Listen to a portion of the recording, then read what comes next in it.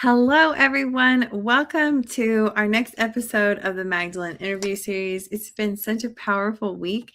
I've gotten to speak to someone every day this week. We have 2 interviews running today, as a matter of fact. And I just am feeling so nourished by these conversations, so held in this space with women who have been courageous, who have shed layers, who have been willing to go outside of their comfort zone or outside of how they were raised to find peace, and then delivering that to others in all different ways.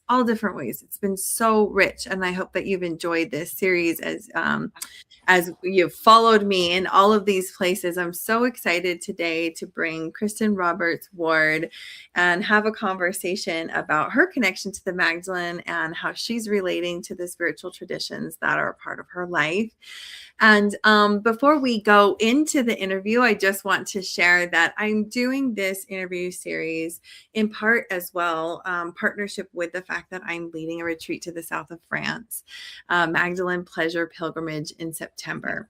And so it's my intention to hold conversations in the same way that I'll be holding space as we go on those 8 days to the different sacred sites and dropping into our bodies, and really, filling up from the bottom up, because we know that that's where we are in our most impactful leadership. And so without further ado, I would love to introduce Kristen to us. Kristen, thank you for joining us today. Will you introduce yourself? Hey, so thank you very much, Melissa. Yes, I'm Kristen, and I also go by Padma. I received a name when I studied very seriously. I studied classical yoga for about a decade, and received the name Padma Om when I was studying. And so, depending on the setting, I go by either. I'm a interfaith chaplain and work in clinical settings to support people in crisis and difficulty, both the patients and family members and staff people who work and support them. That's part of my work. And I also have an organization called Sage Harbor that I have formed to support practitioners, people who are giving all kinds of spiritual and emotional care to help them feel supported and in community with each other. It's very powerful to come into community with other people doing similar work and share that space together. And so that's part of what I'm doing as well. Wow, that's a lot of community holding. Like, everything I heard was like community, community, community. Mm-hmm. That's amazing. Yeah, it That's big. Are you an extrovert or an introvert? I can turn on my extroverted, but if I don't get my introverted time, then I get tired. I play both sides, I suppose. Yeah, that makes sense. Wow. Okay. And tell us a little bit about your relationship to Mary Magdalene. Mm. So, I was able to do a training specifically on the Magdalene with Alicia Sophia, and I loved that. I feel like I've been called into um, understanding sort of feminine masculine polarity and the teachings of Christ for many years. It was part of my studies that began over 20 years ago. But I didn't really get into Magdalene specifically until the training that I did last year. But when I did it, I felt like, oh yeah, like I recognized this. And so looking back, it brought just an extra layer of beauty and recognition to my personal practice and embodiment in the work that I do with others as well. Oh, that's so beautiful. Yeah, I feel like Magdalene comes with a certain sort of spiritual depth that's very tangible, and it's a little bit confronting, and it's like, right? So Mhm. So Hmm. it's neat to hear that someone who has done all of these different spiritual things then found Magdalene, and it's like still these layers of opening Hmm. that maybe are new and different than what you had experienced before. Well, I'd love to hear a little bit about your journey even before that. Like what brought you to all the spiritual work that you're doing now? Uh, I've always felt called to sort of help people, and I've tried that in various forms in my life. I've worked with children and the elderly in sort of more hands-on work. I um, got into politics for a while and was all like, I'm going to do political action, and that's how I'm going to help people, and kind of just this, that, and the other thing. And it was really a kind of questioning of not only motivation to help, but also, what is the best pathway here? And what are the bigger, asking the big questions of like, who am I and what am I doing? And why are we here? And what is the point of all the things?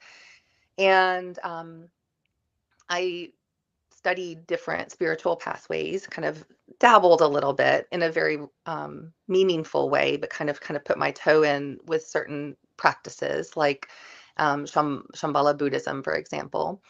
Um, but didn't really find a place to land that felt like home until I got the intuition to sign up for a yoga teacher training. And I thought I was just going to go get a yoga teacher certificate. It was kind of like, oh yeah, like I'll just go and then I'll be certified to teach yoga and I can kind of whatever. So I was coming in with a mindset of kind of stick my toe in the water again. But it turned out to be, for me, a place where I found a huge amount of answers for the things that I was searching for and recognition of myself in it, and then the practices and teachings that I studied. And my lineage with yoga, so I studied the classical way. A lot of when people talk about yoga, at least in this area of the country where I live in the Southeast United States, I think maybe more widely than that, people think of yoga like you go and take kind of an exercise class, and there's a stretching and um, uh, perhaps a little bit of breathing or calming exercise, maybe a little touch of meditation, but that's about the extent of it. Those things were included in my training, but it was much more in depth, very deep meditation practices, uh, selfless service practices, which is called karma yoga, bhakti yoga, which is devotion. And that's really where, when I found Mary Magdalene, that's really, I was like, because Mary Magdalene in the yoga language would be, among other things, a bhakti yogi. She is the embodiment of devotion and love, divine love. Mhm. Wow. That's really interesting. Like, I mean, especially because in these conversations, I'm really trying to broaden the conversation around how we be with lineage and how we be with these spiritual traditions. And like, I mean, anyone who's been to a yoga class is guilty of appropriation on some level. And like, what are we really doing with that? And that's something I'm personally, still kind of like, I'm not really sure how I create right relation in this thing that Mhm. me so much peace and things, but it sounds like your training was kind of different and outside. I'm super curious how you practice right relation with the yoga that you were trained in. Well, fortunately for me, in terms of at least that part of my pathway, it really was I'm part of a lineage. And so it's a guru lineage the way that it's taught, and it's been taught for thousands of years. And I can trace back from, my teacher, my guru, to her guru and to his guru. And, kind of, I don't know all their names, but I know three or four of them back, like my grandparent lineage people. And I know other parts and branches of my yoga lineage, and kind of trace back to those who taught thousand years ago or whatever, a couple of other people. So I'm well aware of what the specific teachings and practices came down through, and because of the way that classical yoga is taught from guru to disciple is the words that they use. And it rings very, when I read about Jesus, or I read about I read the Bible, and I hear about Magdalene and the way that Jesus worked, he was teaching in that capacity. They were going to study with a master, and they recognized him as a master. And I think I find myself very fortunate, and it's very unusual these days. I think across the board in all kinds of different studies and pathways for spirituality, which I recognize myself, I recognize all pathways as valid. But the depth that you can reach in your personal study and practice when you are studying with someone who has mastery over it, or parts of it, when you're really getting into a mastery level with someone and you're receptive to that, and it's a safe relationship in terms of your study, you can have more, from my experience, more success in really becoming more fully embodied, because you're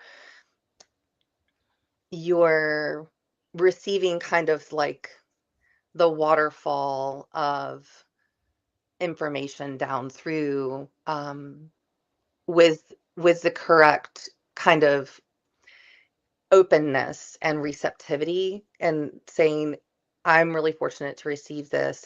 Let me be open, and let me be empty in part to receive this knowledge and information that's coming down through many generations. Um, then it kind of builds capacity to absorb it. And that's been my experience. Yeah, it does. It lends to, at least on one level, this element of like being, the system. Classic yoga sounds like it was created to be delivered in this way, and you've Mhm. gone through those proper channels to be invited in. And if you were to just like go to a bunch of classes and not go through the training and then turn around and teach, that is it's like taking a closed practice and doing your own thing with it. I think about this a lot in terms of yoga, because it's like you know rooted in India, and like what am I doing for people in India, and to benefit so much from their traditions. And I've also studied a lot in Kundalini. I don't love the physical practice, but I love the mantras because of the devotion Yeah. aspect. And they Yes. saved me at a time. I was, struggling with PTSD and everything. They really saved me. And so I'm always kind of feeling into like, but those mantras are in the language of Gurmukhi, which comes from the Sikh faith, which is a closed faith, and they don't have their doors. Yeah. There's a Sikh temple down the road from me, and I've looked. It's like, no, this is not something that you can just march into and say, hello, I'm gonna come, chant with Mhm. you. And yet I have learned those in a different way. And so I'm always kind of like wrestling with how we be in right relation with that. I feel Mhm. like conversations are so relevant because Mary Magdalene also carried many spiritual traditions. Mhm. We know that she carried oils. We're doing a oil training this weekend for those who want to come and join us. It's on Sunday, but in relation to the Miraphor lineage, and where did she get those practices from? And nobody sees that in the Bible when you're just reading. It's right Mhm. there. There she is with oils. There she is with oils again. And like, where did she get that from? Mhm. From her Egyptian Yeah. connections, and just another layer of that power that she carried. So I get Mhm. this relation to her in that way, because we are also carrying many spiritual lineages and traditions. And I Mhm. really believe people when they're like, I like these things woke up inside of me, and then I learned that this was a tradition that's been Yeah. happening thousands of years and things. Yeah. But I think it's still relevant to say, how Mhm. do we give back, in Yeah. that way? I'm super curious what your thoughts are about that. Yeah, I think it's complex, and the world we live in is more global than it's ever been. With transportation and the internet, We have more access to things, right? Right. And not everything is vetted, and how do you know, right? So I Yeah. think using some discernment and humility is wise, and kind of just to stop and say, what am I doing? Where is it coming from? Um, but I will say, I do very much believe that information can be intuited. Yeah. And I also believe that, um, information can come to us that's really valid, from different traditions. And so I am receptive to that. Now, at the same time, if I know that that tradition, it says, we don't we don't welcome you into this, or we don't welcome you into it in the way that you're approaching it at this time, I have to say, okay, let me step back and either find a different route, a different type of experience with a different group or faith or something like that, that can fill this for me in a more respectful, mutually respectful way. Um, I love that. and I will say on the yoga tradition, so it's very complex, and I think this can probably be applied to different types of questions about this sort of thing. But there was a wave of great teachers who were sent over. Like, I think, I don't, my specialty isn't sort of time frames, but I think it was sort of late 1800s and early 1900s. And were sort of sent, or came over as a wave over to the West, over to United States specifically from India, as gurus, and came and spoke in very big public settings to burst the dam open, right? And it affected consciousness, and it affected spiritual understanding here. And it was done. They weren't speaking to Indian people, I mean, from India, right? They weren't, because there weren't many here at that time. They were speaking mainly to Western audiences at that time that were in America, and very much sort of, you know, a bunch of privileged white people, because that's who could go to those meetings at that time. And so, knowing that that happened, there was a purposeful invitation into it. Mm. And part of my lineage was that invitation, right? Now, other parts of what is taught and what is held may not have produced an invitation like that. They may be closed, as you put it. And I think educating ourselves, or asking questions and approaching and saying, let me check with the people who I'm learning from. Like, let me check where they learned. Let me check, if the people I'm visiting, or the practices I'm doing, it's good to find an expert, and then ask them. Ask them. Yeah.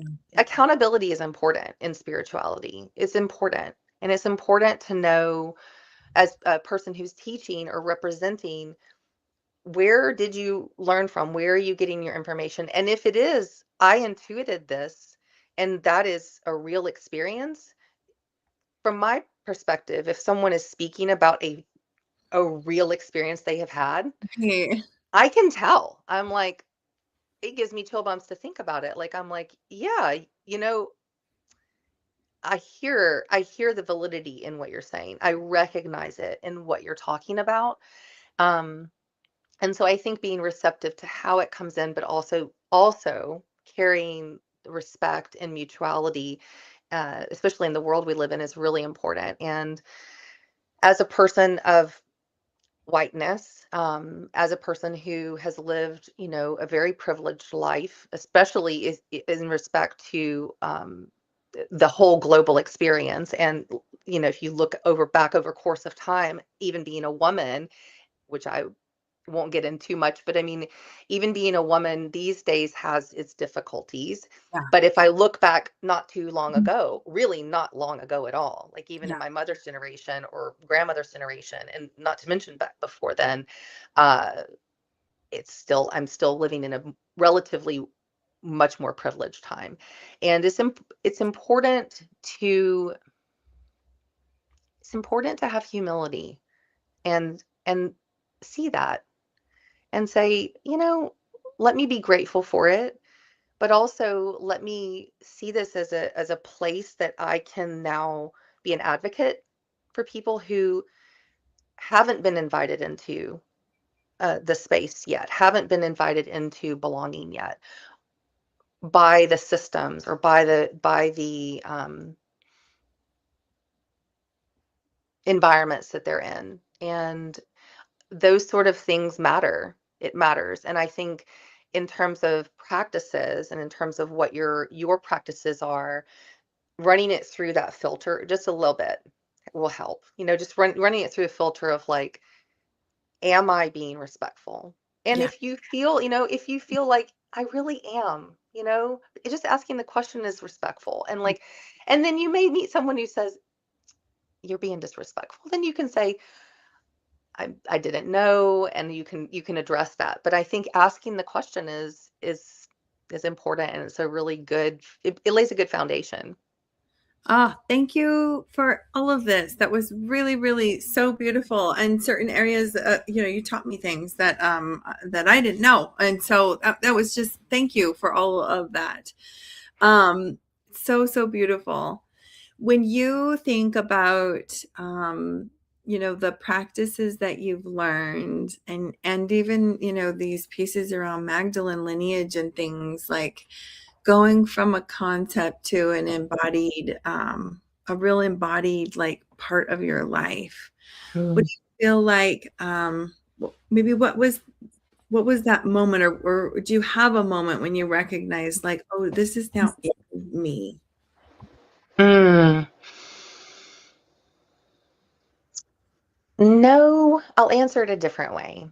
I I always felt like it was in me, but I didn't understand how those emotions and those feelings and those somatic experiences related to the depth of um,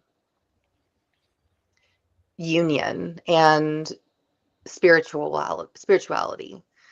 So learning, for example, the Magdalene story and the Magdalene practices and absorbing those into my own understanding, I it was more a feeling of recognition than it was like, Mm. oh, I feel my body now. For me, I was like, yes, I feel my body. I already felt my body. I already felt the emotion. I already felt the devotion. It just gave me more words to describe it and understand it in myself and see it in process in relationship with others as well. Yeah, wow, that's really beautiful. Yeah, I relate to that as well. Sometimes when it's like a concept and you're like, I believe this, but I don't know how to live it. And then there are other times where it's like, thank you for showing me this. This is what I felt the whole time. Mhm, Ah, that's so beautiful. You do a lot of work around trauma and grief and things like mhm. that. You want to speak to some of what that work looks like for you today? Hmm. Yes, I walk into space with people who are um, passing through some major things. So a lot of it has to do with a physical illness or injury, Mhm. um, life-threatening illnesses, possibly life-ending illnesses where there's a limited, very limited, perhaps amount of time. Also death.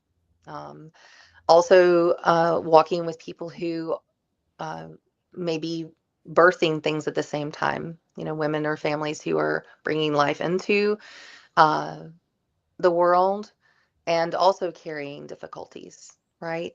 And so I'm speaking very literally about my clinical work as a chaplain, but in many ways, we're all dying and birthing all the time, right? So there are layers when I work in the hospital. You have the illness or the literal sickness or physical pain, and then you have the esoteric pain, the psychological pain, the relational pain, or all the joys and wisdom and strength in people. So it's not just pain, it's both. It's the whole, it's all of it. It's the humanity of it. It's Yeah. just a very it's a very raw environment frequently, but e- e- extraordinarily beautiful and just unbelievably tragic at the same time. How do you feel like, I mean, I think all of us can relate to being in the hospital and the chaplain walks in and you never know who you're getting or what they're carrying. And Yeah. you are carrying so many ancient, beautiful elements of like the divine feminine. And now Mm, you're Mary Magdalene and you're carrying yoga and you're carrying these mm, traditions. Like, how do you feel like that impacts the experience that you're supporting these people through? mhm. Yeah, in the hospital and my work as a chaplain specifically, that is not a position where I am evangelizing or even speaking to any of my personal knowledge unless there is an invitation or it's specifically applicable. So sometimes it comes up. But yes, I do try to, like a shawl, like have that, around me, like walking in and carrying that with me and bringing that with me in my energy and in my presence with people. And I'm sure all of us can think of a time or a person or a place that felt safe and felt warm and welcoming, you know, and that is sometimes that's all people need. And it doesn't really matter what is being said or if it's a happy moment or a sad moment or to be able to bring as best I can, that into um, embodiment in with people. That is something that even though they may not use those words and even though they may not say it specifically, I think in many times is the most impactful thing. It's a ministry of presence. That's exactly what I was hearing as you were saying that. It's this element of you don't have to say anything. Like it's a felt thing. And people may not even know why they feel what they felt when you're around. Mhm, But that makes me emotional to just think about and to think about the like non-evangelical approach that you're taking. I mhm, think so, that's so needed. It's so mhm, because there are so many when you're in that vulnerable state, it seems like I don't know if people realize that they're doing this, that it can be such a vulnerable space. And then there's like everyone's after you about like, what do you believe? And are you saved? And mhm, are and it's like this mhm, and for someone like you to just come in and hold space and help people transition through whether it's through death or just through the experience they're going through. Such a gift that you have that on the ground work as well. I love that, Kristen. Thank you so much for all that you've shared with us today. Yeah, it is a gift. And, I feel like Magdalene in her work, that's documented, through scriptures and also through my own study and sort of embodied practice of her life. Like she was doing that as well. She showed up and met, even Jesus with everyone else. So, the other disciples were always asking questions and they were always like in the brain about it and like very kind of like, what are we doing and what's the plan? And here I'm going to question this and I'm going to question that. And she, from my perspective, showed up and was intuitive and was responding to what was really in front of her and how to react to it. So, for example, her bringing the oil and washing Jesus's feet and wiping them with her hair is, I wouldn't be doing that in a hospital setting, but in a sense, that's how I feel about the work um, is seeing what that person needs and seeing the divine in that person. No matter what they're showing up as. If they slam the door in my face, I still try to see. Yeah. I have my moments where I'm like, ooh, I need to work on my vision on that one. But that I'm like, you know, thank you. And it's my gift that I get to show up and love people in that way. And she was the one, Mary Magdalene, she was the one who she was there when Jesus died. And what was she doing? She was with him. She was present. Yeah. And I mean, to me, I'm like, it makes a difference. It makes a difference, right? Her presence there made a difference. And what she felt so much love, then she's the one at the tomb, right? She's one of the ones at the tomb that Yeah. were like so connected, they were still in that space. And then they get to see the vision, right? Yeah. And so to me, it is really, you know, it's sort of an ecstatic practice where there are different ways to approach relationship with divinity. A lot of people, a common thing is like the Father God, and it's the parental figure, right? You also have almost like seeing God as a child, right? So in different traditions, you'll see representations of divinity. I'm not only speaking to Christianity. Christianity is quite sort of paternalistic about it. Yeah. But for me, I love finding the divine feminine in it, because to me, you have to have a balance of both to really make reality work. So when I look at Christianity through the lens of Magdalene and some of the other women, and I think their stories are quite unrepresented, unfortunately, in the writings and practices, um, and other traditions as well. I love to see the balance. And so you in my studies, you have like Shiva and Shakti, or you have embodiments like um, Radha and Krishna, or Sita and Ram, who were like divine lovers. And so the, in reality, from my lineage, it's not just thinking about let me go seek out my my counterpart, right? I mean, if we're really lucky, we find that in the world, but it's not really about that as much as how am I Sita and how am I Ram? And how can I carry my cross like Jesus? And how can I love and be washing the feet of Jesus like Mary Magdalene did? Like how am I showing up like those both? How can I embody those? Um, And I particularly just love the divine ecstasy of,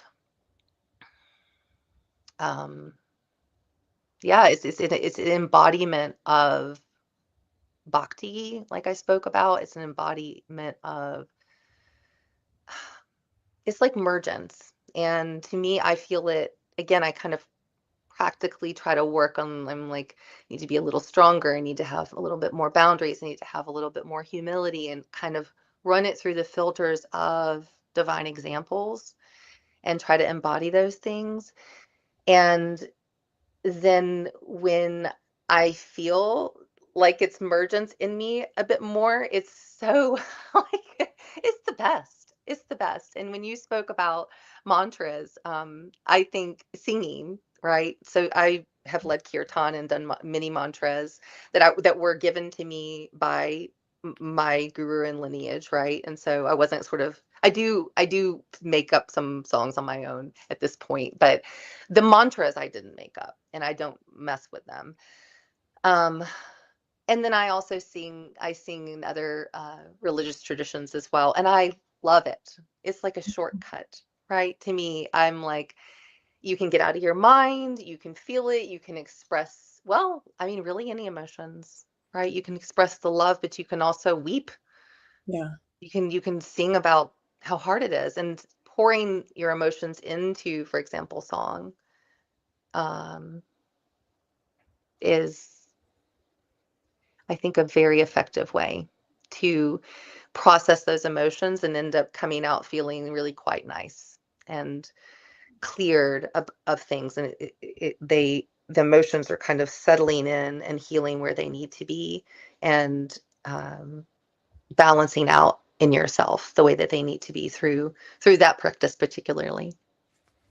I felt so touched when you were talking about I have done a lot of studies and work around inner masculine and feminine energy, or our yin and yang and our kundalini, and really just looking at these, whole parts of ourselves, and also how that is then represented in sacred union. And I think that something that just stood out to me in a way that hadn't before was that element of, like, when our inner divine masculine, inner divine feminine meet each other, they meet each other with that love and reverence. And how do we meet the whole wide world with that love and reverence? And I heard that, what you were saying.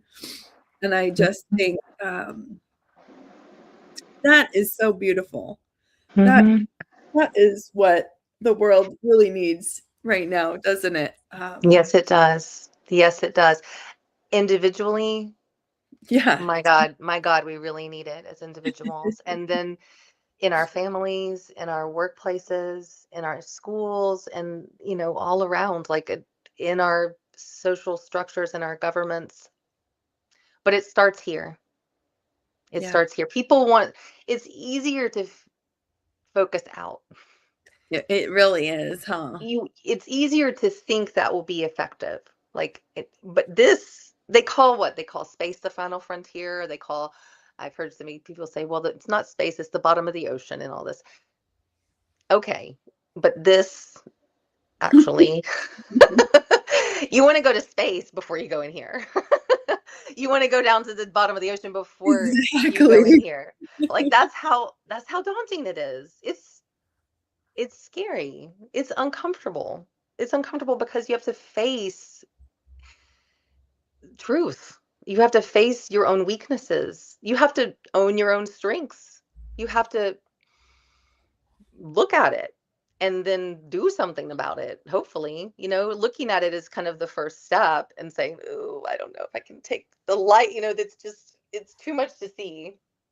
But Mm, then little bit by bit, you can kind of look a bit more clear and see the clear picture eventually, right? Where the yeah. mirror isn't the mirror that's held up. And when I talk about finding an expert to work with, this is, from my experience, part of the reason that they're working with an expert is very effective, because they've cleaned their mirror pretty well. And Mm. so, with help and with practice and with study and all the things. And so when you go to them and you're like, I want to learn, I want to do, and they're going to hold the mirror up and you're like, oh God, no Yeah. one ever showed me such a clear picture of myself before. Ooh, okay. Yeah. But that way you're seeing things clearly, so you can then address them, so that you then can I've been very grateful when it's painful sometimes, but I've been very grateful for people who can say, "Mhm, look, I Yeah. see you, and can you see you? The And good, the bad, everything, every part of it." that Hmm. reaching in, and that then, like, just loving up that part that you didn't like to see, and just loving Hmm. it so deep. And what I love about that practice is that that allows you to actually do it for others. And Mm-hmm. in my journey, it's been amazing to me. Like, because as I go into those deeper layers of love and acceptance for self, then I'm able to extend that to others. And I then reflect on, oh, I thought I was doing that before. I was, but only at this level. Now I'm at this, Mm-hmm. I'm at this level, like deeper. Mm-hmm. And I just am so appreciative of that.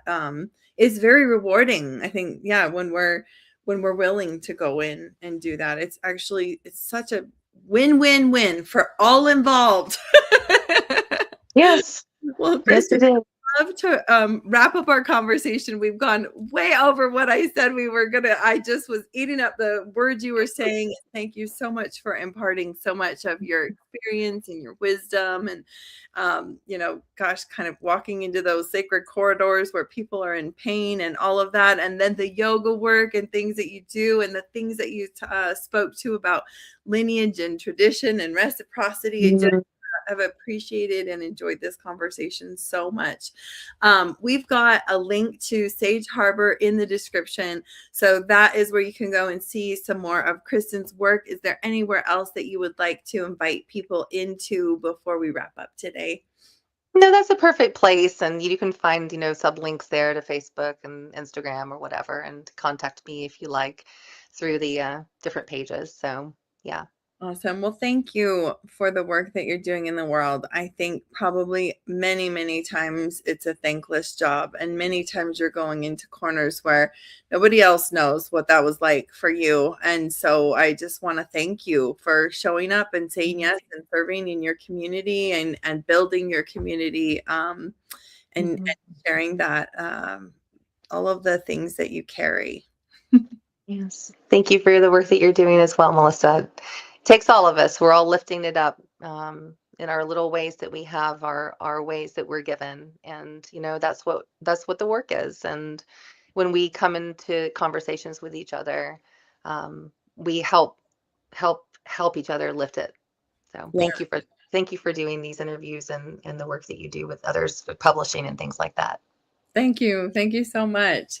Well, thanks everyone for watching. Please say hi in the comments, or if you watch as the replay and you have comments or you have questions, we'll be coming back and checking in with those. This streamed across Facebook and LinkedIn, and you can also find all of these interviews on my YouTube channel. We're getting excited. We're starting the talk show, The Black Madonna Codes, next Tuesday, which is just another layer of richness to these conversations. So stay tuned, and we'll see you next time on our next episode, which is just in a few hours, of the Magdalene interview series.